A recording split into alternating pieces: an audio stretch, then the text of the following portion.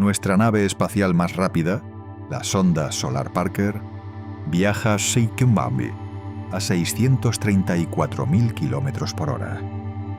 Eso es 686 veces más rápido que un avión comercial, lo suficientemente rápido como para dar la vuelta completa a la Tierra en menos de 4 minutos. Y a esa velocidad, recorrer tan solo un año luz tomaría más de 1.600 años. Un año luz. No hasta otra galaxia, ni siquiera hasta otra estrella. Solo un año luz. Y lo mejor que jamás hemos construido necesitaría más tiempo que toda la extensión de la civilización occidental registrada para llegar allí. Pero aquí es donde se pone interesante, porque con tecnología que se está desarrollando seriamente en este momento, esa misma travesía podría tomar 5 años, y con conceptos que se encuentran al borde de la física teórica, podría ocurrir en horas. En este video vamos a analizar cada nivel de tecnología, desde las naves espaciales que ya hemos lanzado, hasta los sistemas de propulsión que se están diseñando hoy, hasta las ideas que viven en el límite de lo que la física actualmente permite, y responder honestamente cuánto tiempo realmente tomaría viajar un año luz. Si eres nuevo aquí y te apasiona la ciencia del espacio profundo, suscríbete y activa las notificaciones. Cubrimos este tipo de contenido todas las semanas. Ahora comencemos. Lo que realmente es un año luz. La mayoría de la gente sabe, en un sentido general, que un año luz es una medida de distancia en lugar de tiempo. Pero saber ese dato y sentir verdaderamente su escala son dos cosas completamente diferentes. Y la escala importa aquí más que en casi cualquier otro tema científico que probablemente encuentres. Los números involucrados en las distancias interestelares están tan fuera de la experiencia humana cotidiana que los atajos mentales habituales, comparar cosas con campos de fútbol, o la distancia de Nueva York a Los Ángeles, o la altura del monte Everest, simplemente fallan.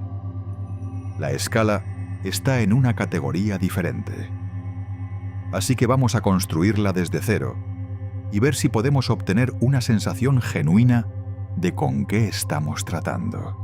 La luz viaja a 299.792 kilómetros por segundo. En un segundo, un fotón recorre una distancia equivalente aproximadamente a 7 vueltas y media alrededor de toda la circunferencia de la Tierra. Esa no es una cifra que puedas sentir intuitivamente. Es demasiado rápido. El cerebro humano realmente no tiene una categoría para ello.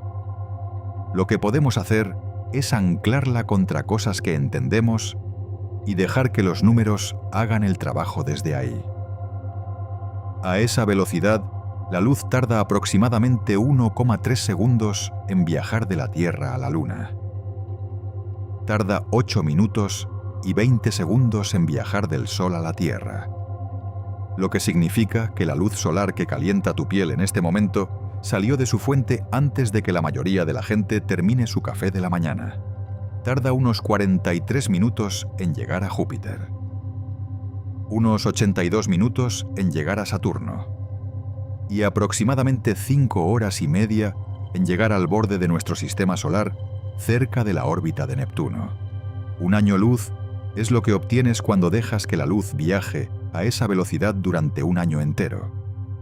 Todos los 365 días, cada hora, cada segundo, sin pausa. El resultado es aproximadamente 9,46 billones de kilómetros. Escrito numéricamente, eso es 9.460.000 millones de kilómetros. El número tiene 13 dígitos. Para poner eso en algún marco comprensible, la distancia de la Tierra a la Luna es de unos 384.000 kilómetros. Necesitarías apilar aproximadamente 24,6 millones de esas distancias lunares una tras otra para cubrir un año luz. La distancia de la Tierra al Sol unos 150 millones de kilómetros, cabe en un año luz unas 63.000 veces. Si intentaras conducir un año luz a velocidad de carretera, poniendo el control de crucero a 105 kilómetros por hora y sin detenerte nunca a repostar o dormir, te tomaría aproximadamente 103 millones de años llegar. La última vez que transcurrió tanto tiempo en la Tierra, los primeros dinosaurios apenas estaban comenzando a evolucionar. Los continentes no se parecían en nada a como son hoy. El océano Atlántico era una fracción de su tamaño actual. Y aquí está la cifra que suele impactar más a la gente. Voyager 1, el objeto fabricado por humanos más distante en existencia, lanzado en 1977 y ha estado viajando por el espacio durante casi 50 años. En ese tiempo, ha recorrido poco más de 24.000 millones de kilómetros y todavía viaja a unos 61.000 kilómetros por hora. Por cualquier medida terrestre, Voyager 1 está extraordinariamente lejos de casa. Por estándares interestelares, apenas se ha movido. Después de medio siglo de vuelo continuo, ha cubierto menos de 0,03% de un solo año luz.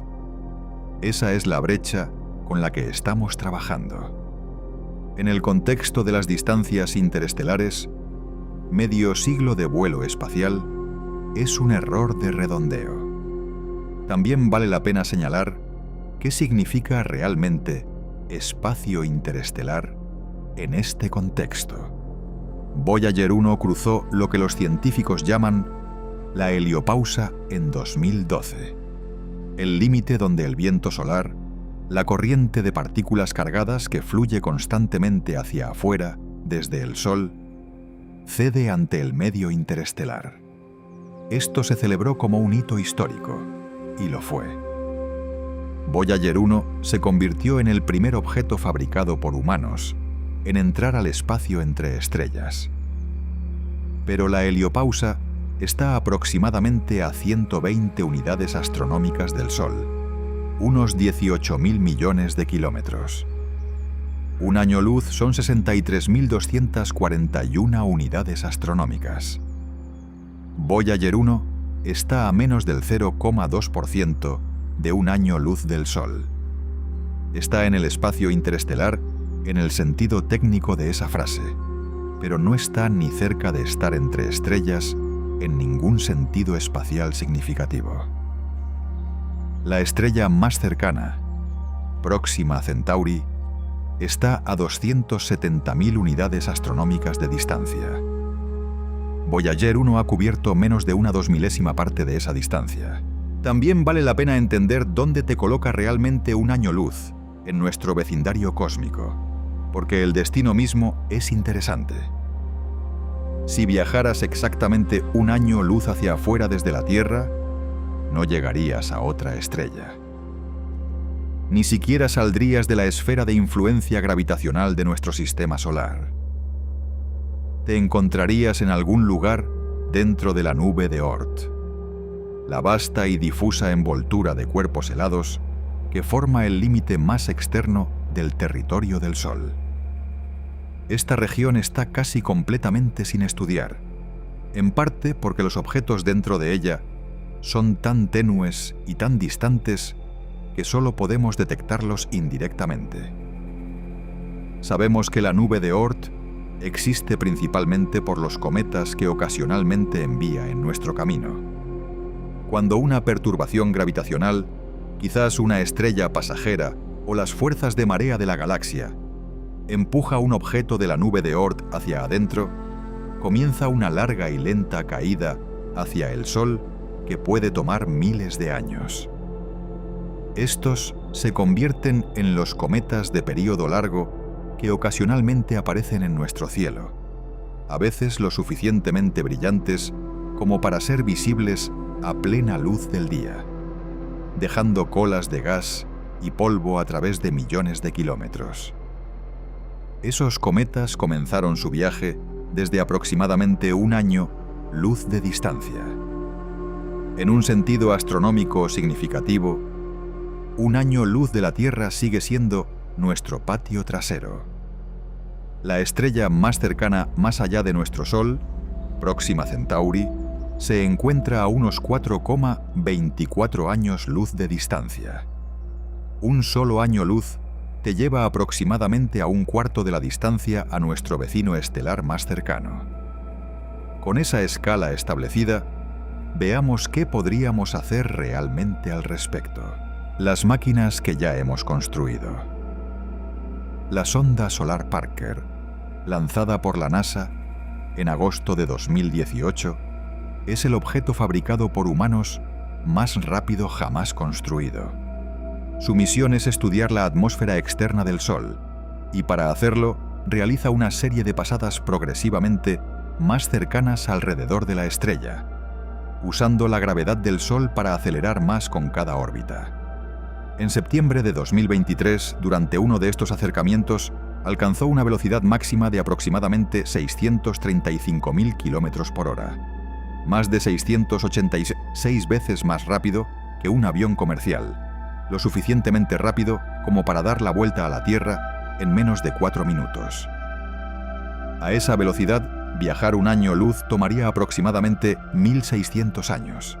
Eso es aproximadamente el tiempo que nos separa de la caída del Imperio Romano de Occidente. Piensa en cuánto ha cambiado en 1.600 años. ¿Cuántas civilizaciones han surgido y colapsado? ¿Cuántos idiomas han aparecido y desaparecido? ¿Cuán irreconocible sería el mundo del año 400 después de Cristo para alguien que vive hoy? Una sonda lanzada ahora, a velocidades de la sonda Solar Parker, llegaría a su destino de un año luz, en un punto del futuro tan distante que no podemos imaginar de manera significativa cómo sería la civilización humana para entonces, o si aún existiría en alguna forma reconocible. La sonda Solar Parker representa lo absolutamente mejor que hemos construido y lanzado en realidad. Todas las demás naves espaciales de nuestra historia han sido más lentas. El Saturno V, que llevó seres humanos a la Luna y sigue siendo uno de los cohetes más poderosos jamás construidos, tuvo una velocidad máxima de unos 40.000 km por hora, lo que coloca una travesía de un año luz en alrededor de 100.000 años, aproximadamente toda la duración de la existencia de nuestra especie. El transbordador espacial operaba a unos 28.000 km por hora en órbita, lo que implica más de 150.000 años para cubrir un año luz. Voyager 1, que usó la gravedad de Júpiter y Saturno para impulsarse hacia una trayectoria de escape, viaja a 61.000 km por hora y necesitaría unos 17.500 años. La sonda solar Helios 2, que alcanzó brevemente los 253.000 km por hora durante un giro gravitacional alrededor del Sol en 1976, aún enfrenta una travesía de 4.000 años. Las comparaciones históricas ayudan a poner estas cifras en contexto. Si la sonda Solar Parker hubiera sido lanzada cuando se completó la Gran Pirámide de Giza, alrededor del 2600 a.C., todavía estaría en tránsito hoy, con más de 3.300 años de tiempo de viaje aún por delante. Toda la extensión de la historia humana escrita, desde las primeras tablillas de arcilla sumerias hasta el presente, no sería suficiente tiempo. Retrocede aún más hasta cuando nuestra especie surgió por primera vez como Homo sapiens, hace aproximadamente 300.000 años. La sonda todavía habría cubierto menos del 20% de un año luz. Estos no son puntos retóricos, son una afirmación precisa de la escala del problema. Lo que hace esto particularmente desafiante es que la dificultad no es principalmente de ingeniería, es de física. La propulsión química que ha impulsado cada cohete que la humanidad ha lanzado está limitada por una relación matemática formalizada por Konstantin Tsiolkovsky a principios del siglo XX. La ecuación del cohete describe un límite fundamental. Para ir más rápido, necesitas más combustible. Más combustible añade masa. Más masa requiere más combustible para acelerar. Y la relación se agrava contra ti a medida que empujas hacia velocidades más altas. Para alcanzar incluso el 1% de la velocidad de la luz usando propelente químico, un cohete químico necesitaría estar hecho casi enteramente de combustible. La relación de masa se vuelve físicamente absurda antes de que te acerques siquiera a las velocidades interestelares. La propulsión química nos llevó a la Luna. Llevó sondas robóticas a cada planeta del sistema solar y más allá. Pero ha alcanzado esencialmente su techo como tecnología para viajes espaciales profundos. Y ese techo está muy lejos de lo que las distancias interestelares requieren. Salvar la brecha demanda algo con una fuente de energía y un mecanismo de propulsión fundamentalmente diferentes. Vale la pena detenerse brevemente para poner la mejora requerida en perspectiva. Para cruzar un año luz en una sola vida humana de, digamos, 80 años, una nave espacial necesitaría viajar aproximadamente 118.000 millones de kilómetros por hora, alrededor del 11% de la velocidad de la luz. Nuestro mejor actual, la sonda Solar Parker, viaja a 635.000 kilómetros por hora. La brecha entre dónde estamos y dónde necesitamos estar para una travesía de duración de una vida es un factor de aproximadamente 186.000. Eso no es un desafío de mejora incremental. Eso es un desafío que requiere un tipo de propulsión completamente diferente. La buena noticia, y esto es genuinamente buena noticia, es que la física de nuestro universo no parece prohibirnos cerrar esa brecha. La energía está ahí en principio. La cuestión es si podemos acceder a ella, convertirla en empuje eficientemente y construir los sistemas de ingeniería para hacerlo de manera confiable. Se han identificado varios enfoques distintos como rutas plausibles hacia adelante. Impulsores iónicos y el enfoque de eficiencia. La primera alternativa seria a la propulsión química para misiones espaciales profundas es la propulsión iónica, y funciona según un principio completamente diferente. En lugar de quemar una reacción química para generar empuje, un impulsor iónico usa campos eléctricos para acelerar partículas cargadas, iones, a velocidades de escape muy altas y las expulsa como una corriente propulsiva. La fuerza producida en cualquier momento dado es minúscula, típicamente medida en milinewtons, aproximadamente el peso de unos pocos clips de papel. Pero los impulsores iónicos pueden sostener ese empuje continuamente durante meses o incluso años, porque son extraordinariamente eficientes con su propelente. La tecnología no es teórica.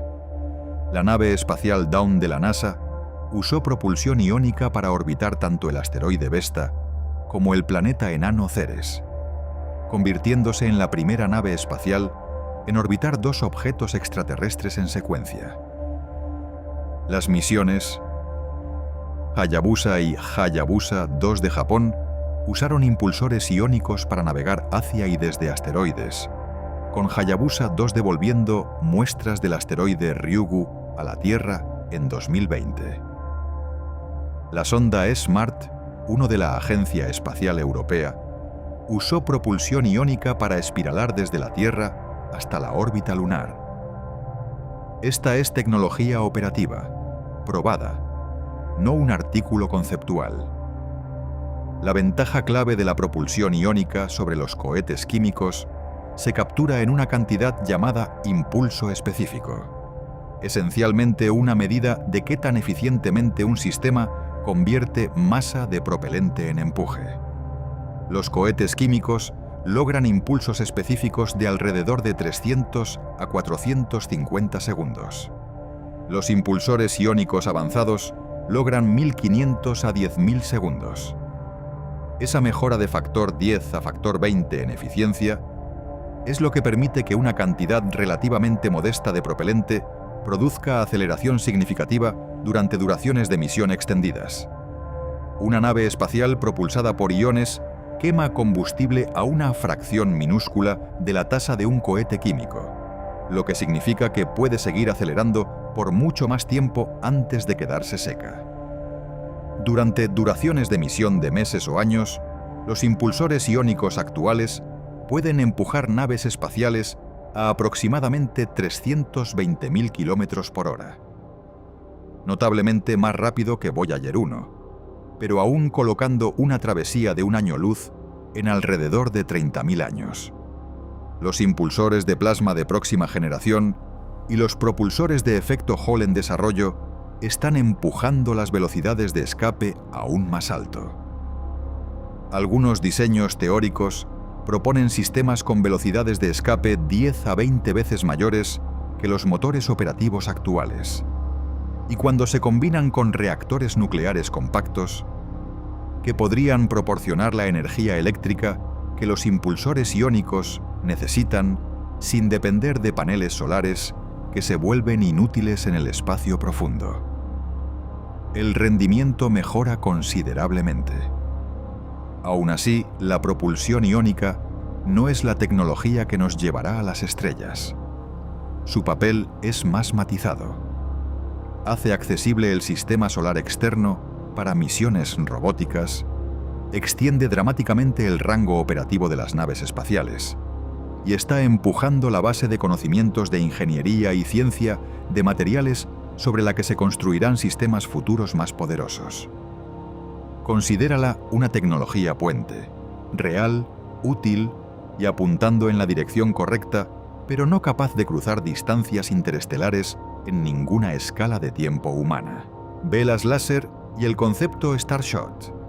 Si la propulsión iónica representa la mejora realista a corto plazo, la vela ligera impulsada por láser representa algo categóricamente más ambicioso. Y merece atención cuidadosa porque la física detrás de ella es genuinamente sólida y la investigación activa está en curso. El concepto comienza con las velas solares, que usan la suave presión de la luz solar para generar empuje. Esto no es ciencia ficción. El LightSail 2 de la Sociedad Planetaria operó exitosamente en órbita terrestre entre 2019 y 2022, demostrando navegación solar controlada. La nave espacial Icaros de Japón usó propulsión de vela solar en el espacio profundo durante su misión de 2010 a Venus. El principio físico está bien establecido. Los fotones no tienen masa pero transportan momentum, y cuando se reflejan en una superficie, transfieren un impulso diminuto a ella. Una vela lo suficientemente grande, lo suficientemente ligera y posicionada lo suficientemente cerca del Sol puede acumular estos impulsos en empuje significativo con el tiempo. La limitación para propósitos interestelares es que la luz solar se debilita con la distancia. Más allá del sistema solar externo, simplemente no hay suficiente presión de fotones para acelerar nada a velocidades interestelares. La luz del Sol es demasiado difusa y demasiado débil para cuando alcanzas las distancias donde querrías ir rápido. ¿Qué tal si, en lugar de luz solar, usaras un láser enfocado? Un láser no se dispersa de la manera en que lo hace la luz ambiental. Puede apuntarse a un objetivo preciso y mantener intensidad sobre largas distancias. Si hicieras el láser lo suficientemente poderoso, podrías usarlo para acelerar una vela muy delgada, muy liviana a una fracción significativa de la velocidad de la luz. Esta es la base de Breakthrough Starshot, anunciado en abril de 2016. La iniciativa propuso un conjunto de láseres terrestre generando hasta 100 gigavatios de potencia, enfocado en una vela reflectante extremadamente delgada de aproximadamente 4 metros de ancho, unida a una nave espacial a escala de gramo llamada nanonave o Starship. La nave espacial completa: cámaras, fuente de energía, láser de comunicaciones, sensores de navegación, pesaría no más de unos pocos gramos, aproximadamente la masa de un clip de papel. El conjunto de láseres dispararía durante aproximadamente 10 minutos. En esos 10 minutos, la presión de fotones de 100 gigavatios de luz enfocada aceleraría la nanonave a alrededor del 20% de la velocidad de la luz, o aproximadamente 215 millones de kilómetros por hora. Al 20% de la velocidad de la luz, un año luz toma 5 años en cruzarse. El salto de nuestra capacidad actual, 1600 años con la sonda Solar Parker, a 5 años con una vela láser, representa un factor de compresión de más de 300. Es genuinamente difícil exagerar qué tan dramática sería esa mejora. El objetivo original de Breakthrough Starshot era Próxima Centauri, a 4,24 años luz de distancia, alcanzable en unos 20 años a esa velocidad. La señal de datos de retorno tomaría unos 4 años en llegar a la Tierra, haciendo que el cronograma total de misión desde el lanzamiento hasta la recepción de datos fuera de alrededor de 24 años, dentro de una sola carrera humana. Los desafíos de ingeniería son sustanciales, y los fundadores del proyecto reconocieron esto abiertamente, identificando alrededor de 30 problemas técnicos mayores en la fundación de la iniciativa.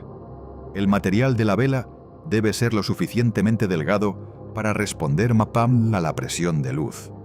Estamos hablando de un grosor de cientos de nanómetros, mucho menos que el ancho de un cabello humano, pero lo suficientemente robusto para sobrevivir 100 gigavatios de energía láser enfocada sin calentarse y vaporizarse. Los investigadores han estado trabajando en metamateriales basados en grafeno y otras arquitecturas nanométricas para este propósito. En 2025, un equipo de la Universidad Brown y la TU Delft publicó trabajo sobre un diseño de vela optimizado por IU de solo 200 nanómetros de grosor, con miles de millones de perforaciones microscópicas que reducen la masa mientras mantienen alta reflectividad. Mantener 100 gigavatios de potencia láser enfocados en un objetivo de 4 metros que se está acelerando rápidamente, inicialmente sobre vastas distancias en la Tierra, eventualmente sobre distancias de minutos luz, requeriría un conjunto óptico potencialmente de kilómetros de ancho, probablemente basado en el espacio para evitar la interferencia atmosférica con la calidad del haz. Y al 20% de la velocidad de la luz, el medio interestelar, ese casi vacío de un átomo por centímetro cúbico, se convierte en un peligro significativo, con cada partícula de polvo golpeando la nave espacial con energía considerable. La nanonave necesitaría alguna forma de blindaje en su cara frontal. Tampoco hay mecanismo para desacelerar. Una nanonave propulsada al 20% de la velocidad de la luz por un láser pasaría a través del sistema de Próxima Centauri en cuestión de horas, capturando imágenes y datos en una breve ventana de sobrevuelo antes de seguir adelante al espacio profundo permanentemente.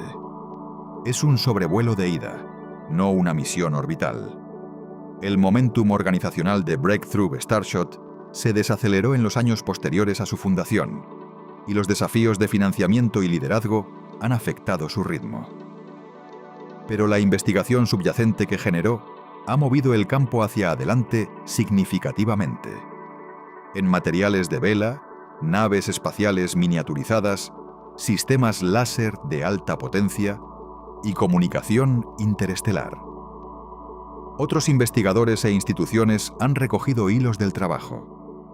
El concepto mismo ha generado un cuerpo sustancial de literatura revisada por pares, con artículos sobre optimización de geometría de vela, estabilidad de equilibrio en el haz, sistemas de comunicación para naves espaciales a escala de gramo y caracterización de sistemas objetivo. El diseño de misión en sí plantea preguntas interesantes sobre qué haría realmente tal sonda durante su breve ventana en el objetivo. Volando a través del sistema de Próxima Centauri al 20% de la velocidad de la luz, la nave espacial pasaría solo unas pocas horas dentro de un rango observacional útil de los planetas del sistema antes de pasar zumbando y continuar al espacio profundo para siempre. Durante esas horas necesitaría operar autónomamente, capturando imágenes, midiendo campos magnéticos, analizando cualquier firma atmosférica de Próxima Centauri B y otros planetas, y almacenando esos datos a bordo. Luego, activaría su comunicador láser y comenzaría la tarea de décadas de transmitir esos datos a casa. Una señal que tomaría 4,24 años en llegar a la Tierra, incluso viajando a velocidad de la luz. Los instrumentos miniaturizados requeridos para esto, cámaras, espectrómetros, magnetómetros, fuentes de energía, transmisores láser, todos empacados en unos pocos gramos, representan un desafío de ingeniería separado del sistema de vela y propulsión. Pero la trayectoria de miniaturización en electrónica da razones para el optimismo. La potencia de procesamiento de los teléfonos inteligentes de hoy le habría parecido imposible a los ingenieros de los años 70. La miniaturización requerida para un paquete de instrumentos científicos a escala de Starship es ambiciosa, pero no categóricamente, más allá de lo que las tendencias tecnológicas sugieren, es alcanzable dentro de décadas. La física sigue siendo válida. Incluso si se lograra la mitad de la velocidad objetivo, 10% de la velocidad de la luz en lugar de 20. Una travesía de un año luz tomaría 10 años, y Próxima Centauri sería alcanzable en unos 45 años. Eso sigue siendo una capacidad transformadora comparada con cualquier cosa que tengamos actualmente, y representa un objetivo realista para este siglo, si la inversión de investigación necesaria se sostiene. Propulsión nuclear. El camino que elegimos no tomar. Existe una vía hacia velocidades de clase interestelar que ha sido seriamente estudiada, parcialmente probada, y luego en gran medida dejada de lado. No porque la física se demostrara errónea, sino principalmente por decisiones políticas tomadas a principios de los años 60. Involucra energía nuclear en su forma más directa y poderosa, y sigue siendo una de las rutas más físicamente creíbles hacia velocidades interestelares significativas. A finales de los años 50, un equipo en General Atomics en San Diego, que incluía veteranos del Proyecto Manhattan, entre ellos el físico Freeman Dyson, trabajó en un concepto llamado Proyecto Orión. La idea era directa hasta el punto de ser casi audaz: construir una nave espacial grande con una placa fuertemente reforzada montada en su parte trasera. Detonar una secuencia de pequeños dispositivos nucleares detrás de esa placa a intervalos regulares. Usar las ondas de presión de cada detonación para empujar la nave hacia adelante, con la placa absorbiendo la fuerza a través de un sistema de amortiguadores y transfiriéndola a la nave espacial como empuje. Las matemáticas de este enfoque eran convincentes. Cada detonación nuclear libera energía a una escala que la combustión química simplemente no puede alcanzar.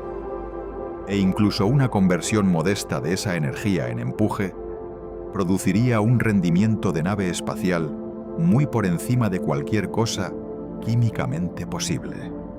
Los estudios de diseño tempranos de Orión proyectaron velocidades de crucero de 3 a 11% de la velocidad de la luz para versiones impulsadas por fisión, con diseños impulsados por fusión potencialmente yendo más alto.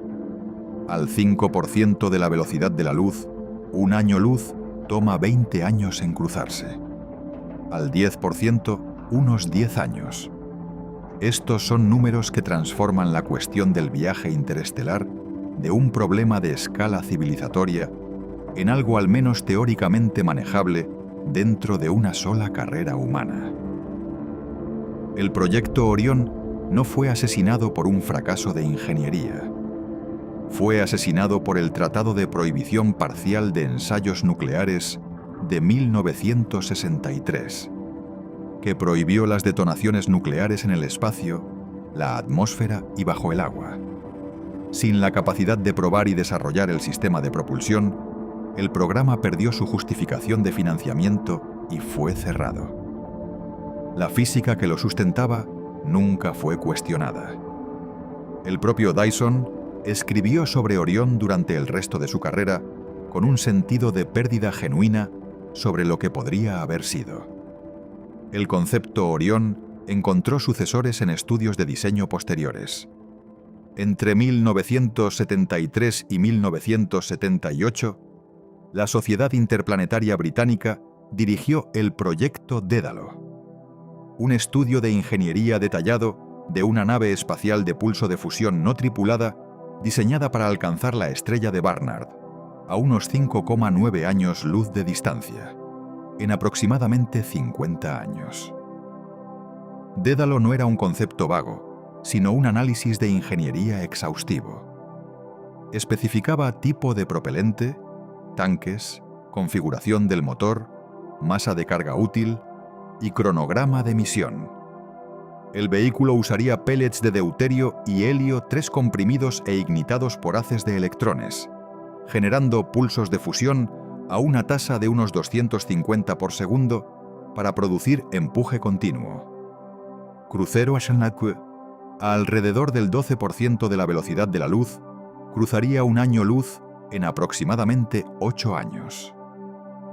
El proyecto Longshot, un estudio posterior realizado conjuntamente por la NASA y la Academia Naval de Estados Unidos a finales de los años 80, propuso una nave espacial de fisión nuclear capaz de alcanzar el sistema Alpha Centauri en unos 100 años, lo que implica aproximadamente 4,5% de la velocidad de la luz, o unos 22 años por año luz.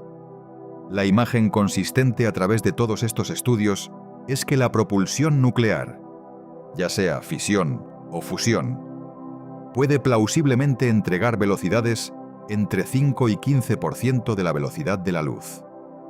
Ese rango coloca un viaje de un año luz en algún lugar entre 7 y 20 años.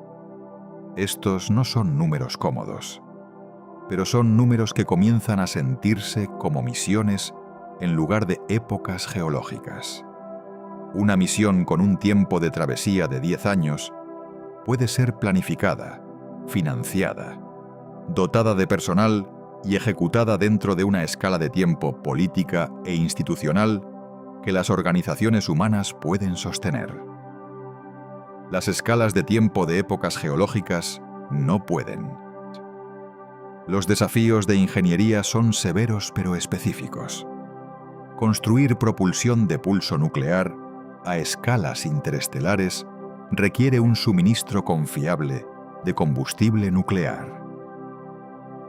El proyecto Dédalo especificó deuterio y helio 3, siendo el helio 3 relativamente raro en la Tierra, pero potencialmente abundante en la Luna y los gigantes gaseosos. Manejar el entorno térmico a bordo de una nave espacial que esencialmente está montando una secuencia de explosiones nucleares requiere ingeniería en los límites de la ciencia de materiales conocida. Asegurar que el sistema permanezca operacional y controlable durante años o décadas de operación continua, mucho más allá de cualquier posibilidad de reparación desde la Tierra, es un desafío de confiabilidad que eclipsa cualquier cosa en la historia del diseño de naves espaciales. Estos no son problemas pequeños, pero son problemas de ingeniería. Son el tipo de desafíos que ceden ante el esfuerzo sostenido, la mejora incremental y el diseño iterativo, el mismo tipo de problemas que se resolvieron para construir submarinos nucleares, plantas de energía nuclear y sondas espaciales de larga duración en el espacio profundo.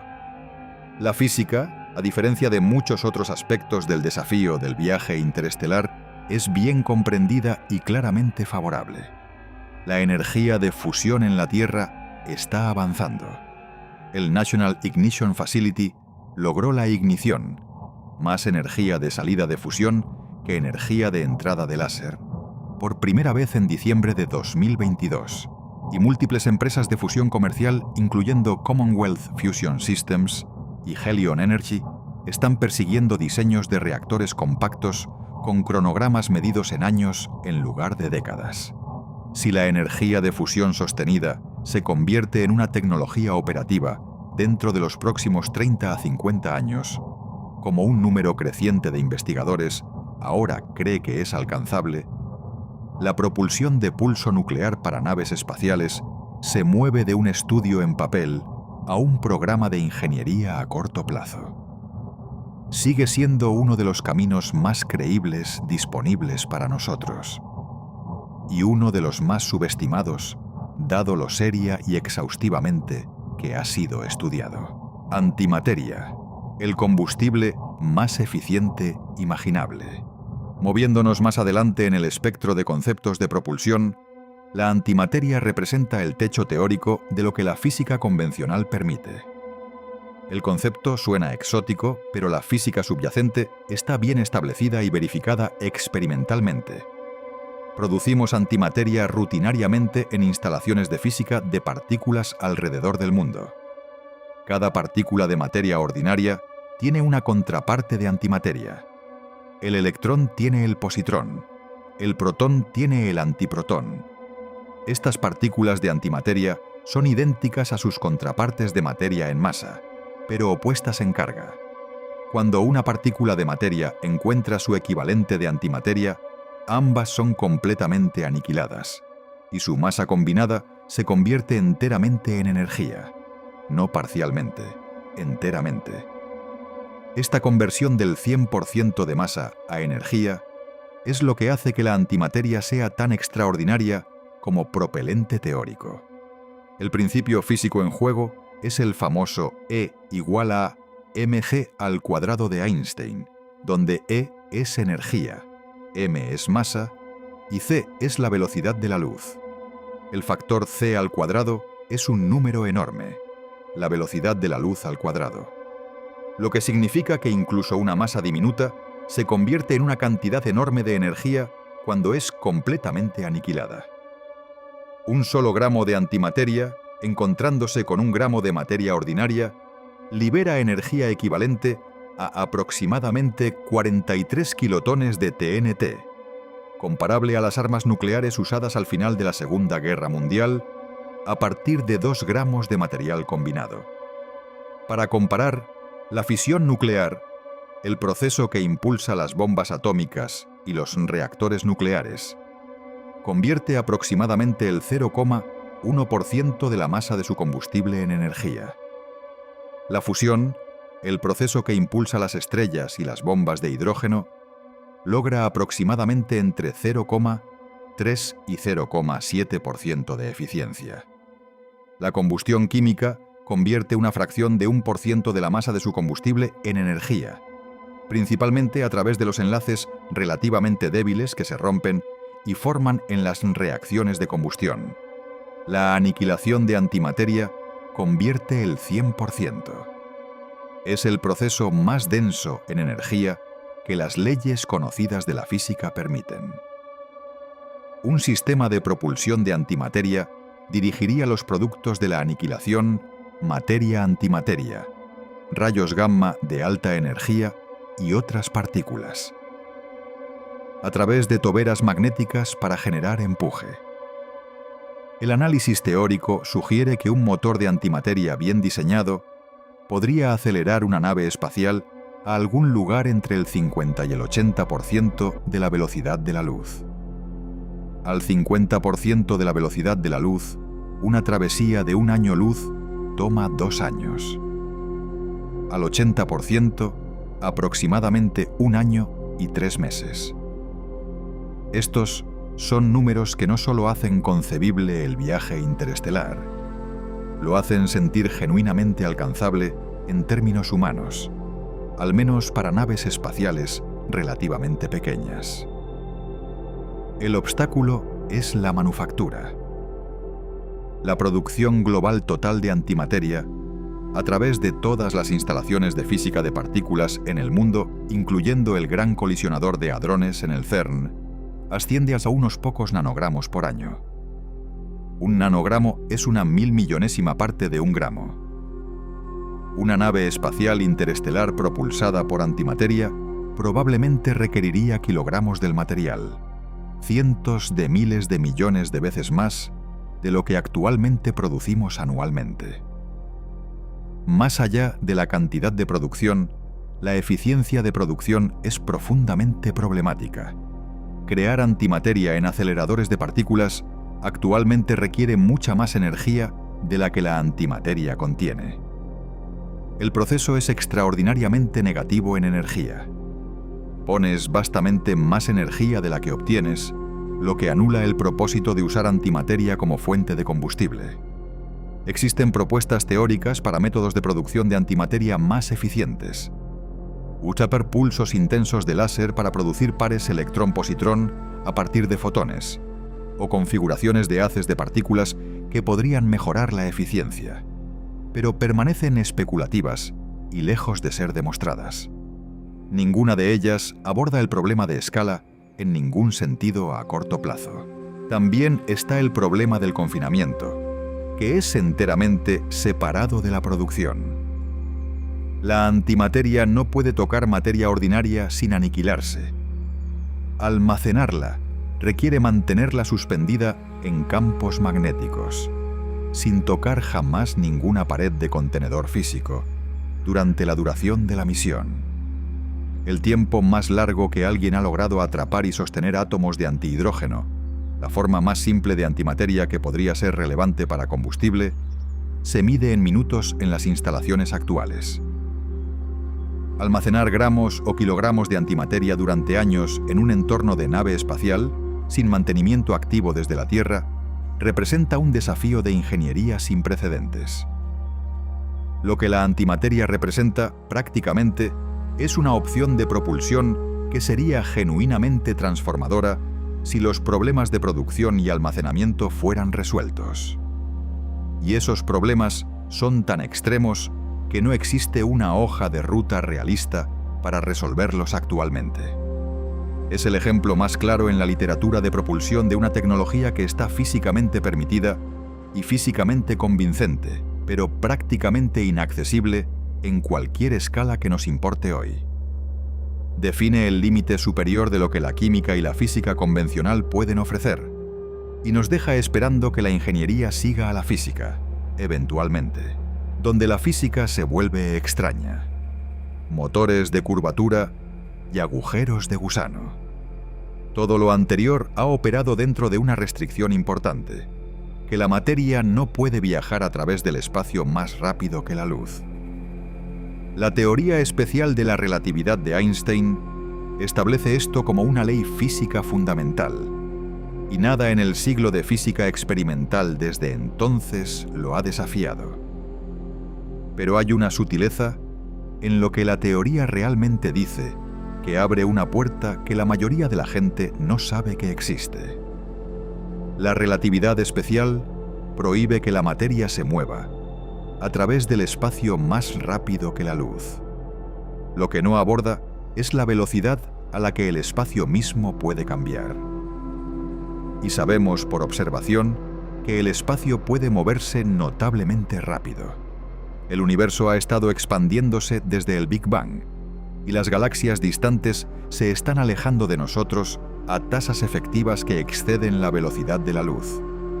No porque esas galaxias se estén moviendo a través del espacio más rápido que la luz, sino porque el espacio entre nosotros y ellas se está estirando. La tela del espacio-tiempo se está expandiendo, y las galaxias están incrustadas en ella. No están violando ningún límite de velocidad cósmico. El medio en el que están sentadas simplemente se está haciendo más grande. En 1994, un físico mexicano llamado Miguel Alcubierre tomó esta observación y formuló lo que se convirtió en una pregunta famosa en la física teórica. Si el espacio puede expandirse y contraerse, ¿podrías diseñar una región localizada del espacio-tiempo para que hiciera exactamente eso alrededor de una nave espacial? La respuesta que publicó fue la métrica de Alcubierre, ahora comúnmente llamada el motor de Alcubierre o, en terminología popular, el motor de curvatura. El mecanismo funciona rodeando una nave espacial con una burbuja de espacio-tiempo no distorsionado. Delante de la burbuja, el espacio se comprime. Detrás de ella, el espacio se expande. La burbuja y la nave espacial dentro es transportada como un trozo de madera a la deriva en una corriente. La nave espacial nunca se mueve relativa al espacio dentro de su burbuja, lo que significa que nunca excede localmente la velocidad de la luz.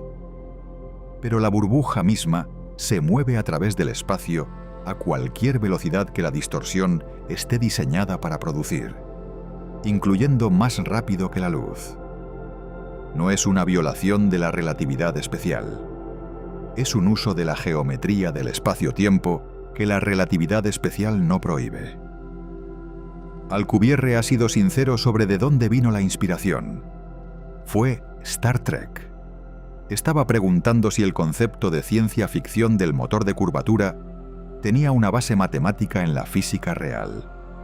La respuesta sorprendente y genuinamente interesante fue que sí, al menos en el papel. La complicación, y es una severa, es el requerimiento de energía. Para crear y sostener la burbuja de curvatura, se requiere una forma de materia con densidad de masa-energía negativa, algo llamado materia exótica, que curvaría el espacio-tiempo en la dirección opuesta a la materia ordinaria. En el artículo original de Alcubierre de 1994, la cantidad de materia exótica requerida para producir una burbuja, lo suficientemente grande como para encerrar una nave espacial, era aproximadamente igual al contenido total de masa-energía del universo observable completo. El número es tan grande que es esencialmente una forma de decir físicamente imposible. Investigadores posteriores encontraron que cambiando la geometría de la burbuja, haciéndola más delgada, configurándola diferentemente, el requerimiento de materia exótica podría reducirse significativamente, aunque permaneció enorme por cualquier estándar práctico. En 2021, el físico Eric Lentz publicó investigación sugiriendo que soluciones tipo motor de curvatura podrían ser alcanzables usando solo materia ordinaria de energía positiva, sin requerir materia exótica en absoluto. La comunidad física recibió esto con interés cauteloso y escrutinio continuo, y el trabajo no ha sido ampliamente aceptado como resolviendo definitivamente el problema de la materia exótica, pero apunta hacia un progreso teórico continuo. El problema más profundo es que la materia exótica, materia con densidad de masa-energía negativa, nunca ha sido observada. No sabemos si existe en las formas requeridas. No sabemos cómo producirla si lo hace. Y sin ella, el motor de curvatura como fue formulado originalmente no puede ser construido. Lo que representa el motor de Alcubierre es un marco matemático genuino para viajes más rápidos que la luz que no viola la física conocida, pero que requiere materiales y configuraciones de energía a los que no podemos acceder, y que quizás nunca podamos acceder. Si funcionara, cruzar un año luz tomaría horas o posiblemente minutos, dependiendo de qué tan rápido estuviera configurada la burbuja de curvatura para moverse. La nube de Oort y más allá serían un viaje de un día. El sistema estelar más cercano sería alcanzable en una tarde, pero estamos muy lejos de poder construir uno, y si alguna vez lo estaremos depende de cuestiones de física que permanecen sin resolver.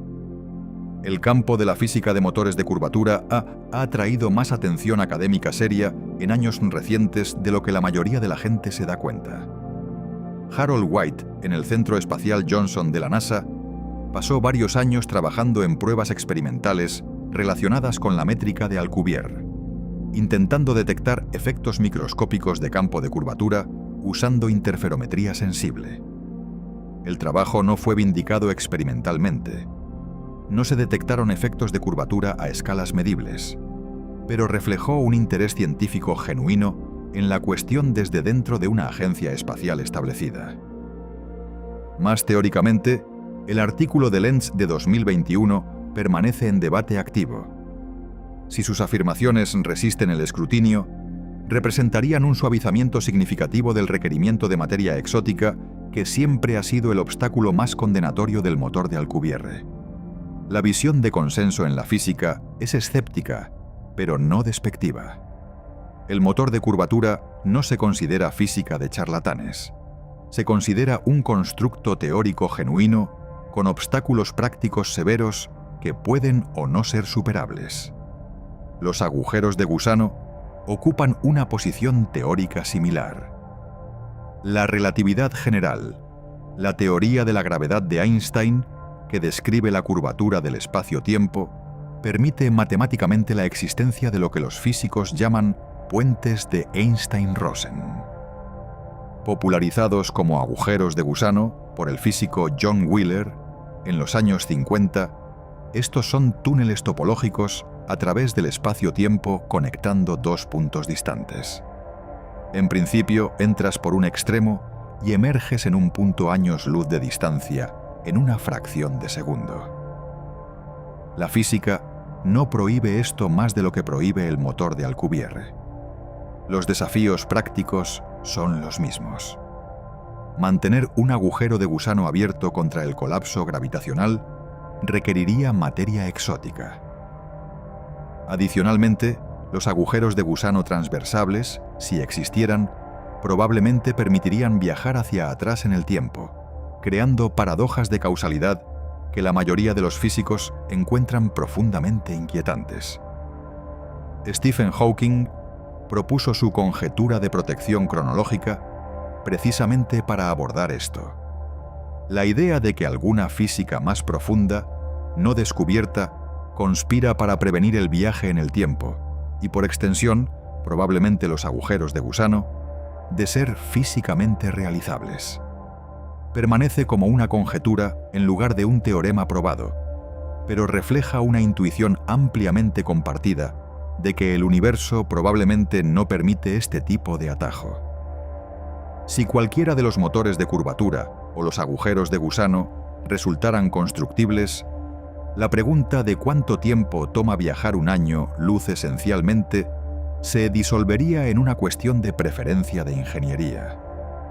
Pero a partir de hoy, ambos conceptos son matemáticamente legítimos, experimentalmente no verificados y prácticamente más allá de cualquier cosa que podamos concebir construir.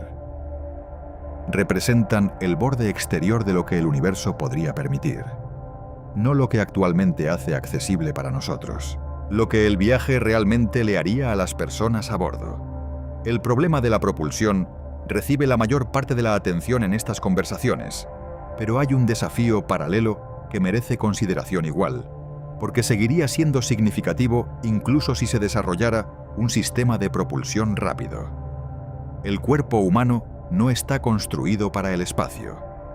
Los astronautas a bordo de la Estación Espacial Internacional, en órbita terrestre baja, en misiones que duran de 6 meses a 1 año, experimentan pérdida de densidad ósea de aproximadamente 1 a 2% por mes en áreas clave de soporte de peso. Sus músculos se atrofian en ausencia de resistencia gravitacional. Sus sistemas cardiovasculares se adaptan a la microgravedad de maneras que causan problemas cuando regresan a la Tierra. El corazón en realidad se encoge ligeramente, ya que ya no necesita bombear sangre hacia arriba contra la gravedad, y readaptarse a un entorno gravitacional puede tomar semanas. El sistema inmunitario se desregula de maneras que los investigadores aún están trabajando para caracterizar completamente. Algunos astronautas desarrollan una condición llamada síndrome neuroocular asociado al vuelo espacial, en la que la redistribución de fluidos en el cuerpo aumenta la presión intracraneal, potencialmente causando cambios de visión que en algunos casos persisten después de que la misión termina.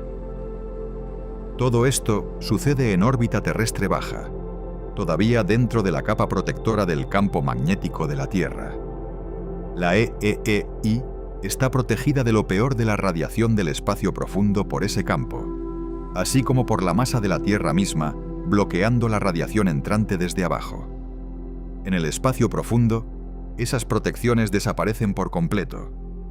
Más allá de la magnetosfera de la Tierra, el entorno de radiación es genuinamente hostil. Los rayos cósmicos galácticos, partículas de alta energía producidas por supernovas y otros procesos astrofísicos violentos a través de la galaxia penetran todo excepto blindajes muy densos. Los eventos de partículas solares, producidos por erupciones en el Sol, pueden entregar dosis de radiación en horas que se acercarían o excederían los límites de seguridad establecidos. Los astronautas del Apolo, que pasaron solo días más allá de la protección magnética de la Tierra, reportaron ver destellos de luz incluso con los ojos cerrados.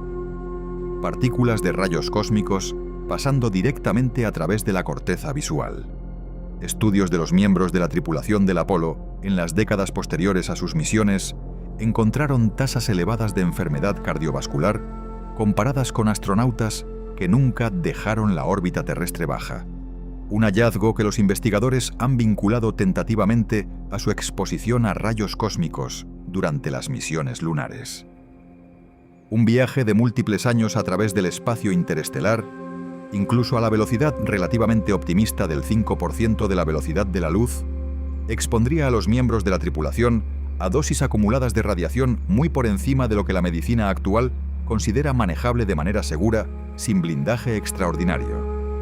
La respuesta de ingeniería a esto es directa en concepto y profundamente difícil en la práctica. Pones masa entre la tripulación y la radiación entrante. Materiales ricos en hidrógeno, como el agua o el polietileno, son particularmente efectivos absorbiendo las partículas secundarias producidas cuando los rayos cósmicos interactúan con la estructura de la nave espacial. Pero la masa es el enemigo del viaje rápido. Cada kilogramo de blindaje que añades requiere más energía para acelerar, lo que requiere un sistema de propulsión más grande, lo que requiere más masa, lo que requiere más blindaje. El problema se agrava. Un enfoque que los investigadores han explorado es el blindaje magnético. Crear un campo magnético superconductor alrededor de la nave espacial que desvíe partículas cargadas antes de que alcancen el casco, similar a la manera en que el campo magnético de la Tierra desvía el viento solar. El concepto es físicamente sólido, y los imanes superconductores pueden hacerse bastante ligeros en relación con la protección que proporcionan. Los desafíos prácticos incluyen mantener sistemas superconductores confiablemente durante años o décadas en el espacio profundo, generar la energía necesaria para sostener el campo, y el hecho de que las partículas neutras de rayos cósmicos, que no llevan carga, no serían desviadas por campos magnéticos de ninguna manera. El blindaje magnético es una solución parcial como máximo, aunque incluso las soluciones parciales importan cuando la dosis acumulada de radiación es la preocupación. La dimensión psicológica de un largo viaje interestelar es más difícil de cuantificar, pero no menos real. Lo más aislado que cualquier ser humano ha estado de su especie es un retraso de comunicaciones de aproximadamente 1,3 segundos, experimentado por la tripulación del Apolo 13 en su máxima distancia de la Tierra. Los astronautas a bordo de la EEI hablan con el control de misión múltiples veces por día, reciben mensajes personales de familia y conducen entrevistas en vivo con periodistas y escolares. Están solos en el espacio, pero profundamente incrustados en una red de contacto humano continuo. En una misión viajando al 5% de la velocidad de la luz y cruzando un año luz, los mensajes de la Tierra tomarían aproximadamente 20 años en llegar. La tripulación estaría tomando cada decisión, manejando cada emergencia, celebrando cada hito y soportando cada dificultad en completo aislamiento. No el aislamiento de una estación de investigación remota en la Tierra, donde el reabastecimiento y la evacuación son teóricamente posibles, sino el aislamiento de una embarcación que no puede regresar en ninguna escala de tiempo humana, no puede ser alcanzada y no puede recibir apoyo significativo de nadie. Un miembro de la tripulación que se enfermara seriamente o tuviera problemas mentales sería manejado enteramente por los recursos a bordo de la nave. La investigación sobre aislamiento de larga duración, de tripulaciones de invierno en la Antártida, de patrullas de submarinos, de simulaciones de misiones a Marte conducidas por agencias espaciales. Identifica un conjunto consistente de desafíos psicológicos. Conflicto interpersonal que tiende a intensificarse con el tiempo a medida que irritaciones menores se magnifican en un ambiente sellado. Depresión, disrupción del sueño, cambios cognitivos, disminución de la motivación y lo que los psicólogos llaman el efecto del tercer cuarto. Una caída bien documentada en la moral y el rendimiento que tiende a ocurrir en la fase final de cualquier misión larga y exigente. Un viaje interestelar representaría órdenes de magnitud de aislamiento más extremo que cualquier cosa estudiada hasta ahora. La arquitectura psicológica requerida para sobrevivirlo. En selección de tripulación, diseño de misión, sistemas de apoyo a bordo y dinámicas interpersonales. Constituye una genuina frontera de investigación que apenas ha sido explorada. Algunos diseñadores de misiones han intentado abordar el problema de la duración a través del concepto de naves multigeneracionales. Comunidades autosuficientes viajando por el espacio a través de múltiples vidas humanas, con los descendientes de la tripulación original eventualmente llegando al destino. La idea tiene un atractivo genuino en términos de ingeniería. Elimina la necesidad de que cualquier individuo sobreviva el viaje completo, pero crea problemas que la ingeniería no puede resolver. Las personas nacidas a bordo de la nave nunca eligieron estar en ella. Nacerían en un ambiente total al que no consintieron, con una misión para la que no se ofrecieron como voluntarios. Pedir a generaciones futuras que acepten el propósito y los términos de una misión que sus ancestros acordaron es filosóficamente problemático, y la historia no proporciona ejemplos de una organización técnica compleja, manteniendo propósito y capacidad coherentes a través de múltiples generaciones sin algún tipo de colapso institucional. Una solución parcial que ha recibido atención científica real es la hibernación inducida médicamente. La NASA ha financiado investigación en un estado llamado torpor, una reducción profunda de la actividad metabólica, similar en principio pero más extrema que la hibernación de invierno de osos o ardillas de tierra. El desafío específico es que los seres humanos no hibernan naturalmente. Nuestra fisiología no tiene los mecanismos que los animales hibernantes usan para proteger las células del daño que de otro modo causarían las bajas temperaturas y el metabolismo reducido. Ingenierizar esos mecanismos o encontrar medios farmacéuticos u otros para lograr un estado metabólico protector similar es un genuino desafío de investigación biológica. Algunos de los trabajos más relevantes provienen de investigación sobre terapia hipotérmica en medicina, donde los pacientes son deliberadamente enfriados para reducir el daño cerebral durante cirugía cardíaca o después de ciertas lesiones. Entender cómo extender los efectos protectores del enfriamiento de horas a meses o años sería un avance significativo. Si la hibernación se volviera confiablemente alcanzable para misiones espaciales, cambiaría dramáticamente el cálculo de los viajes largos. Una tripulación viajando durante 20 años al 5% de la velocidad de la luz podría pasar la mayor parte de ese tiempo en un estado de torpor, despertando periódicamente para verificaciones de mantenimiento y monitoreo de salud. La experiencia subjetiva del viaje se comprimiría de 2 décadas a quizás unos pocos meses de tiempo de vigilia. La carga psicológica se reduciría considerablemente.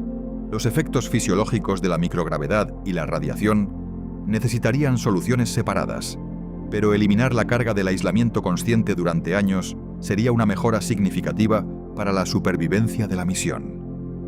Todo esto ilustra que el viaje interestelar no es un problema, sino una familia de problemas que tienen que resolverse juntos. El sistema de propulsión que puede cruzar un año luz en 20 años solo es útil si las personas a bordo pueden sobrevivir 20 años en el espacio profundo, lo que requiere resolver simultáneamente el blindaje contra radiación, la fisiología de microgravedad, la confiabilidad del soporte vital, la producción de alimentos y la psicología. Resolver cualquiera de estos en aislamiento no es suficiente. Tienen que funcionar juntos al mismo nivel de confiabilidad durante toda la duración de la misión. Ese es un desafío más difícil de lo que suena, y es una razón por la que los diseñadores de misiones que piensan seriamente sobre viajes interestelares humanos tienden a ser considerablemente más cautelosos sobre los cronogramas que aquellos que se enfocan puramente en la propulsión. Dilatación del tiempo. La extraña compensación del universo. Hay una dimensión más de este problema que cambia el panorama de una manera genuinamente contraintuitiva. Cauchy llama dilatación del tiempo, y no es una hipótesis. Es un fenómeno físico confirmado con implicaciones de ingeniería prácticas que cualquier discusión seria sobre viaje interestelar tiene que considerar. La teoría especial de la relatividad de Einstein predice, y los experimentos han confirmado, que el tiempo pasa más lentamente para objetos en movimiento relativos a observadores estacionarios. Este efecto no es una percepción o una consecuencia de retrasos de comunicación. Es una diferencia real en la tasa a la que transcurre el tiempo, cocida en la tela misma del espacio-tiempo. Los relojes atómicos volados en aviones de alta velocidad funcionan mediblemente más lento comparados con relojes idénticos dejados en tierra. Los satélites GPS, que orbitan la Tierra y alinean a altas velocidades, deben tener sus relojes internos corregidos por dilatación del tiempo relativista. Sin la corrección, la precisión del GPS se degradaría por kilómetros dentro de un solo día. Estos no son resultados exóticos de laboratorio. Son restricciones de ingeniería construidas en tecnología que miles de millones de personas usan todos los días. A velocidades cotidianas, cualquier cosa que logramos con autos, aviones o incluso cohetes, el efecto es demasiado pequeño para importar prácticamente. La diferencia en tiempo transcurrido entre un viajero frecuente en avión y alguien que se quedó en casa toda su vida asciende a una fracción diminuta de un segundo durante toda una vida.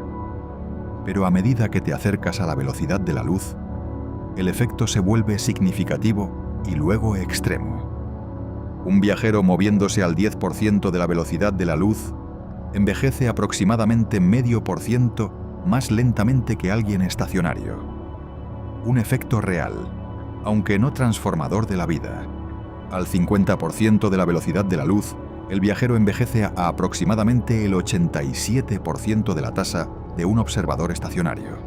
Lo que esto significa para el viaje interestelar es que velocidades muy altas no solo te llevan al destino más rápido en términos objetivos, también comprimen cuánto tiempo la tripulación realmente experimenta durante el viaje. Una nave espacial viajando al 99% de la velocidad de la luz a través de una distancia que toma 100 años desde la perspectiva de la Tierra sería experimentada por la tripulación como un viaje de aproximadamente 14 años. El universo mide 100 años de tiempo transcurrido. La tripulación envejece 14 años. Esas no son la misma cosa, y la diferencia entre ellas es real. Para una travesía de 1 año luz específicamente, que toma poco más de 1 año desde la perspectiva de la Tierra al 99% de la velocidad de la luz, la tripulación experimentaría solo unos pocos meses de tiempo de viaje subjetivo. El viaje se convierte, desde el punto de vista del viajero, en algo que encaja dentro del alcance de la experiencia humana ordinaria, incluso si no lo hace desde el marco de referencia de la Tierra. La compensación es real y extraña.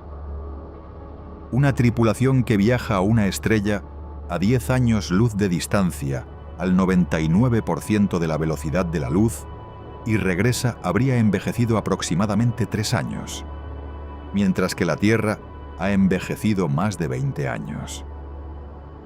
Las personas que conocían antes de la partida serían décadas más mayores, o muertas. La civilización a la que regresaron habría cambiado de maneras que no podrían haber predicho. La dilatación del tiempo hace que el viaje sea sobrevivible desde una perspectiva de vida individual. No lo hace reversible en ningún sentido social humano.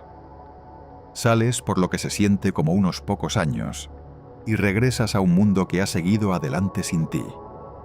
Escala esto a viajes más ambiciosos y el efecto se vuelve aún más dramático. Una nave espacial al 99,9% de la velocidad de la luz podría en principio viajar cientos de años luz, mientras la tripulación envejece solo unas pocas décadas. Desde la perspectiva de las personas a bordo, el universo se vuelve accesible de una manera que no lo es desde el marco de la Tierra. Pero desde la perspectiva de la Tierra, esos viajeros partieron hace siglos. Cualquier misión que explote la dilatación del tiempo de esta manera es, en un sentido fundamental, un viaje de ida. No de ida en que la nave no puede regresar, sino de ida en el sentido de que el mundo al que regresas ya no es el mundo que dejaste. La energía requerida para alcanzar estas velocidades es el obstáculo insuperable a corto plazo. Pero la física es real. La dilatación del tiempo es real. Y las implicaciones que conlleva, que el viaje interestelar sobre vastas distancias no es necesariamente incompatible con las vidas humanas, dada suficiente energía, cambian el carácter del problema a largo plazo de una manera importante. La geometría del universo es dura. Su física, al menos en este respecto, ofrece una compensación parcial. La vista desde adentro. ¿Cómo se vería realmente el viaje? Una cosa que raramente se discute es cómo sería realmente la experiencia de este viaje. Perceptualmente, porque a diferentes velocidades, el universo se ve genuinamente diferente de maneras que la física predice precisamente. Y la diferencia cualitativa entre cruzar 1 año luz a 640.000 km/h versus el 20% de la velocidad de la luz es mucho mayor de lo que los números solos transmiten. A las velocidades de nuestras naves espaciales actuales, la experiencia de cruzar el espacio interestelar estaría definida casi enteramente por el vacío. La densidad promedio de materia en el espacio interestelar dentro de nuestra galaxia es aproximadamente 1 átomo por centímetro cúbico.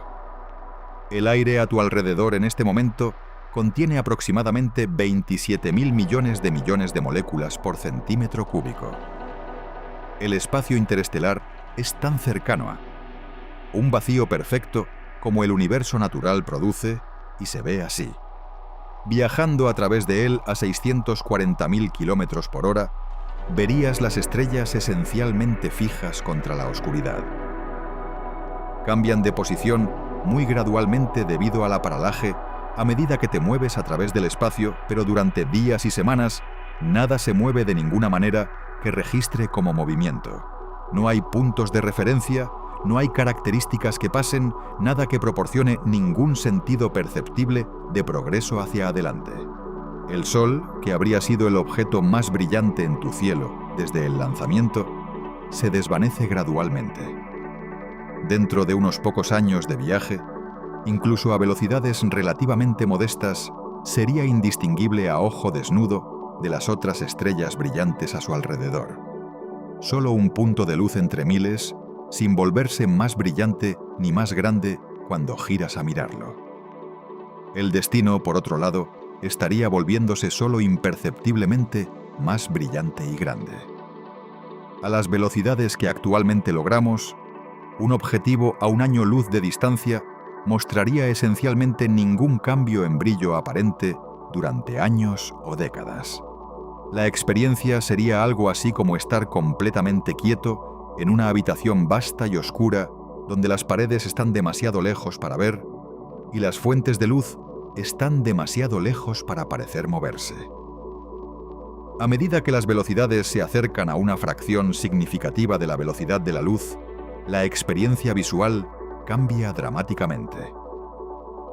Un fenómeno llamado aberración comienza a distorsionar las posiciones aparentes de las estrellas. Las estrellas en tu dirección hacia adelante parecen amontonarse y desplazarse hacia el azul, a medida que su luz es comprimida por tu aproximación. Las estrellas detrás de ti se desplazan hacia el rojo y se expanden hacia los bordes de tu visión. La física detrás de esto es el mismo efecto Doppler que hace que la sirena de una ambulancia suene más aguda cuando se acerca a ti y más grave cuando se aleja, aplicado a la luz en lugar del sonido. Al 10% de la velocidad de la luz, la aberración es sutil pero visible con instrumentos. Al 50%, el cielo hacia adelante toma una cualidad notablemente blanco-azulada, con estrellas agrupándose hacia tu dirección de viaje, mientras que el cielo de popa se vuelve más rojo y escasamente poblado. Al 90% de la velocidad de la luz, todo el campo estelar se comprime en un anillo brillante y denso, rodeando tu dirección hacia adelante, con oscuridad relativa tanto adelante como atrás, y un halo delgado blanco-azulado de luz desplazada al azul, marcando el límite de tu movimiento a través del cosmos.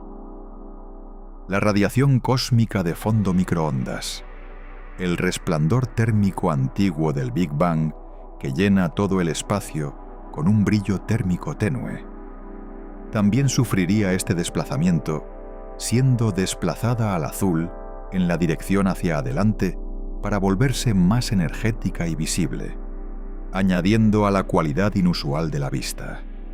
A velocidades cercanas a la de la luz, esta radiación se intensifica lo suficiente en la dirección hacia adelante que se convierte en una preocupación para la exposición a radiación de los astronautas, añadiéndose a la lluvia de partículas del medio interestelar mismo. Porque a esas velocidades, el medio interestelar, ese vacío casi perfecto de un átomo por centímetro cúbico, deja de ser insignificante.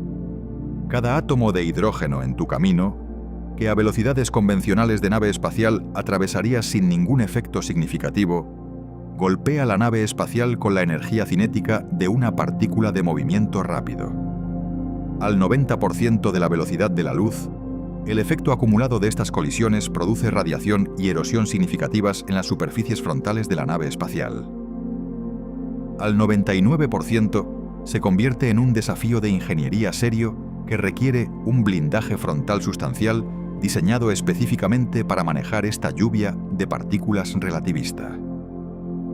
Las propuestas para sondas interestelares de alta velocidad típicamente incluyen alguna forma de escudo frontal de sacrificio o geometría protectora para manejar esto.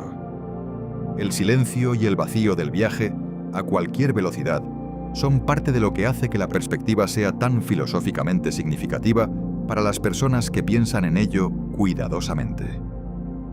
La distancia promedio entre estrellas en nuestra parte de la galaxia es de unos 4 a 5 años luz. El material entre ellas, el gas, el polvo, los campos magnéticos, el cometa ocasional y planeta errante, es tan difuso que es, para todos los propósitos prácticos, nada. Cruzar esa nada intencionalmente, con propósito e instrumentos y una razón para llegar, es un tipo de acto diferente a cualquier cosa que nuestra especie haya hecho antes. Cada otro viaje en la historia humana ha sido hecho a través de ambientes que eran, en algún sentido fundamental, parte del mismo mundo. Un viaje interestelar cruza de un mundo a otro, a través de una brecha tan vasta que toda nuestra civilización cabe dentro de ella muchos miles de veces. No es solo un viaje, es una categoría enteramente diferente de cosa, lo que las próximas décadas podrían realmente entregar. Poner todo esto en lo que realmente es probable que suceda durante el próximo siglo, o así requiere distinguir entre tecnologías en diferentes etapas de madurez y ser honesto sobre lo que sabemos versus lo que estamos extrapolando. En el corto plazo, las próximas décadas, los avances más importantes para la capacidad interestelar probablemente no se verán dramáticos desde afuera. Aparecerán en artículos de ciencia de materiales, en reportes de pruebas de propulsión, en las especificaciones de rendimiento de sondas del espacio profundo que no hacen titulares principales. Mejores materiales de vela mejorarán el envelope de rendimiento para conceptos impulsados por láser. Impulsores iónicos más eficientes extenderán el alcance de misiones robóticas más profundamente hacia el sistema solar externo y reducirán significativamente los tiempos de tránsito a los planetas exteriores. Reactores nucleares compactos para energía de naves espaciales, siendo desarrollados activamente a través de programas de la NASA, incluyendo Kilopower y el proyecto Fission Surface Power, que apunta a proporcionar decenas de kilovatios de energía eléctrica de reactores lo suficientemente pequeños para volar en naves espaciales. Habilitarán sistemas de propulsión y soporte vital que no dependen de la proximidad al Sol. Estas son las tecnologías habilitantes, las que hacen posible todo lo demás, y están siendo desarrolladas ahora mismo para propósitos que no tienen nada que ver con viajes interestelares. La parte media a tardía de este siglo es donde el panorama se vuelve genuinamente interesante para la exploración robótica. Si la tecnología de vela láser madura, a lo largo de la trayectoria que Breakthrough Starshot delineó, este período podría ver el lanzamiento de las primeras sondas interestelares genuinas. Naves espaciales a escala de gramo empujadas a varios % de la velocidad de la luz por conjuntos de láseres terrestres, cruzando un año luz en una década o dos antes de continuar hacia las estrellas más cercanas. Una misión dirigida a Próxima Centauri, lanzada en los años 2060 o 2070, podría devolver datos de otro sistema solar antes de fin de siglo. Esa es una posibilidad llamativa para reflexionar. Personas vivas hoy podrían ver las primeras imágenes directas tomadas por un objeto fabricado por humanos de otro sistema estelar. El significado de esa primera misión se extendería más allá de los datos que devuelve. Cada vez que la humanidad ha enviado una sonda a un ambiente genuinamente nuevo, a los planetas exteriores, más allá de Plutón, al espacio interestelar, ha devuelto descubrimientos que cambiaron lo que pensábamos que sabíamos. Voyager reveló estructuras complejas en el límite de la heliosfera que los teóricos no habían predicho. New Horizons mostró a Plutón como un mundo geológicamente dinámico con cordilleras y llanuras de hielo de nitrógeno, nada como la bola sin características que la mayoría de los científicos esperaban. Una sonda interestelar, incluso un sobrevuelo que dure solo horas, casi ciertamente nos mostraría algo inesperado sobre Próxima Centauri y sus planetas. Y esas sorpresas reconfigurarían las preguntas científicas, impulsando la próxima generación de misiones. La tercera década de este siglo ya ha traído progreso significativo en fusión nuclear. El National Ignition Facility, en el Laboratorio Nacional Lawrence Livermore, logró la ignición de fusión por primera vez en diciembre de 2022, produciendo más energía de fusión que la energía láser depositada en el objetivo. Empresas comerciales, incluyendo Commonwealth Fusion Systems, Helion Energy y otras, están persiguiendo diseños de reactores compactos con cronogramas agresivos. Si la energía de fusión sostenida se convierte en una tecnología operativa en la Tierra dentro de los próximos 30 a 50 años, lo que un número creciente de investigadores de fusión ahora cree que es alcanzable, las implicaciones para la propulsión de naves espaciales son significativas. Plantas de energía de fusión capaces de generar gigavatios de electricidad también serían capaces, en principio, de impulsar el tipo de impulsores iónicos o de plasma que podrían empujar naves espaciales a fracciones significativas de 1% de la velocidad de la luz, y eventualmente a las velocidades de pocos por ciento que diseños de propulsión de pulso nuclear como Dédalo proyectaron. Una sonda impulsada por fusión al 10 a 12% de la velocidad de la luz, dentro del envelope que el proyecto Dédalo analizó en detalle, cruzaría un año luz en 8 a 10 años. Próxima Centauri sería una misión de 40 años. Estos números, aunque aún exigentes, comienzan a sentirse alcanzables en escalas de tiempo humanas, dentro del presupuesto y la voluntad política de una civilización que decida que esto vale la pena. Las misiones interestelares tripuladas son más difíciles de proyectar y requieren cautela más honesta. Además de la propulsión, requieren resolver simultáneamente el blindaje contra radiación adecuado para años en el espacio profundo, soporte vital de circuito cerrado confiable por décadas, el manejo biológico y psicológico del aislamiento extremo de larga duración, y algún medio de hacer que la duración subjetiva del viaje sea sobrevivible, ya sea a través de hibernación, rotación u otros enfoques. Ninguno de estos problemas viola la física conocida. Ninguno de ellos es obviamente insoluble, pero ninguno de ellos tiene soluciones claras en ningún horizonte a corto plazo, y ninguno de ellos puede ser abordado en aislamiento. Todos tienen que funcionar juntos, simultáneamente, durante toda la duración de la misión. Una misión tripulada que cruza un año luz en una vida humana probablemente requiere tecnología que no existe todavía y no existirá por otros 100 a 300 años, dependiendo de cómo se desarrollen las trayectorias de investigación relevante. Esa no es una conclusión pesimista. 300 años es una pequeña fracción del tiempo que nuestra especie ha existido, y una fracción diminuta del tiempo que la vida ha existido en la Tierra. La pregunta relevante no es si los problemas son difíciles. Claramente lo son. La pregunta relevante es si la dirección es correcta, y por cada medida disponible para nosotros, lo es. La imagen más amplia. La pregunta de cuánto tiempo toma viajar un año luz es, en su núcleo, una pregunta sobre dónde estamos en el largo arco de convertirnos en algo más que una especie de un solo planeta. Y cuando te apartas de los números específicos, el panorama es más matizado de lo que sugeriría tanto el optimismo puro como la desesperación pura. Las distancias son genuinamente extremas. La física es genuinamente desafiante. Las limitaciones biológicas humanas son genuinamente serias. Un viajero a nuestra mejor velocidad actual tomaría más de 1000 años en cruzar un año luz, y nuestro vecino estelar más cercano está 4 veces más lejos que eso.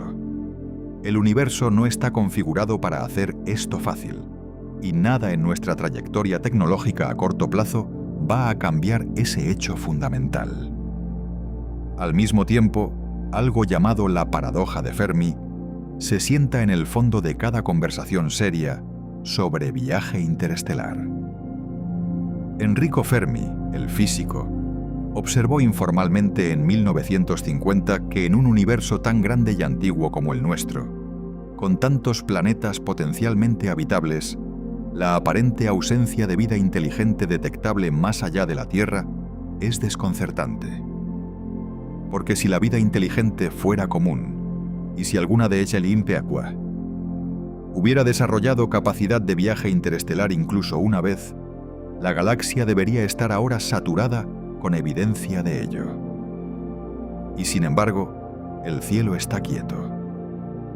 Una resolución a la paradoja de Fermi es que las distancias interestelares son simplemente demasiado extremas para que cualquier civilización las cruce rutinariamente, y así la inteligencia existe en bolsillos dispersos a través de la galaxia que nunca se contactan entre sí.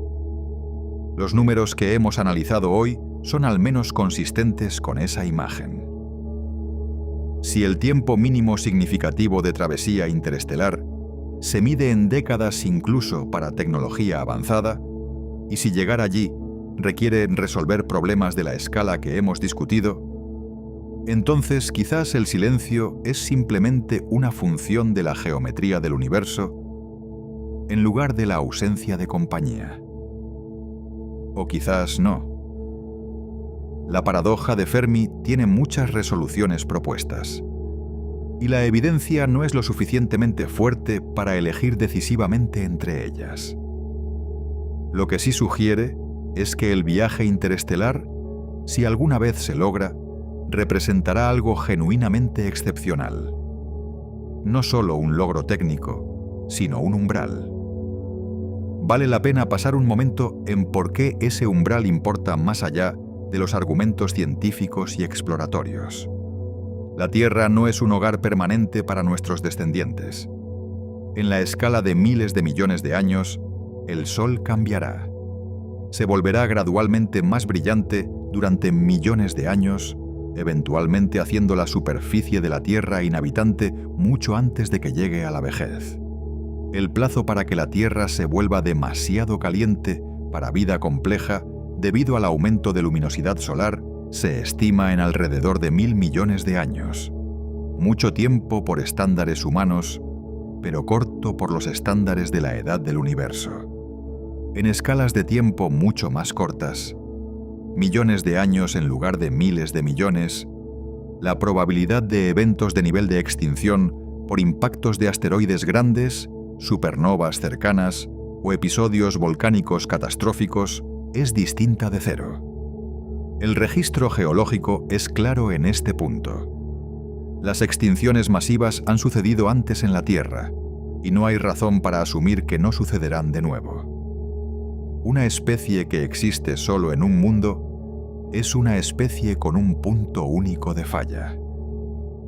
La persistencia a largo plazo de la vida que se originó en la Tierra, ya sea que eso signifique humanos futuros, algo descendiente de los humanos, o simplemente los linajes biológicos y ecosistemas que llevamos con nosotros. Probablemente depende en algún punto de convertirse en una especie interestelar. Eso no es un problema urgente en ningún sentido a corto plazo, y sería erróneo enmarcarlo como una razón para alarma inmediata. Es un contexto que cambia cómo piensas sobre la investigación que se hace hoy y sobre su significado último.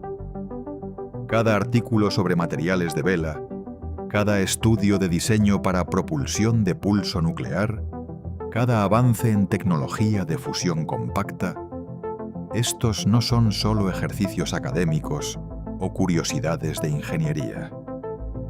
Son contribuciones tempranas a una capacidad que puede importar finalmente a un nivel que eclipsa cualquier otro esfuerzo que la humanidad esté emprendiendo actualmente. La primera persona en demostrar ignición de fusión sostenida en un laboratorio no sabía que estaba trabajando en propulsión interestelar. Estaba trabajando en energía limpia. Pero los pasos se conectan. Esa progresión, de 37 metros a 384.000 kilómetros en 66 años, representa un aumento en alcance de aproximadamente 2.000 millones. La brecha que necesitamos cerrar para el viaje interestelar, de las velocidades de la sonda Solar Parker al 10% de la velocidad de la luz, es un factor de aproximadamente 100.000.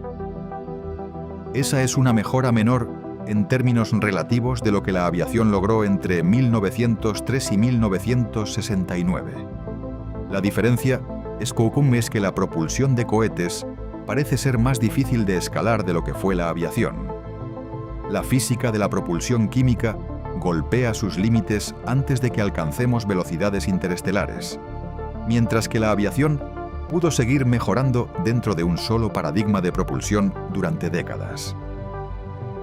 Cerrar la brecha interestelar requiere un cambio genuino de paradigma, no solo optimización dentro de un enfoque existente. Eso hace que la historia de la aviación sea una analogía imperfecta, pero no inútil. El patrón de progreso, tecnología adyacente abriendo puertas inesperadas, avances incrementales habilitando saltos revolucionarios, tiende a repetirse a través de la historia de la ingeniería. También está el papel de la exploración robótica para considerar que a menudo se subvalora en estas conversaciones porque carece del drama de las misiones tripuladas. La primera travesía interestelar, cuando suceda, casi ciertamente será no tripulada.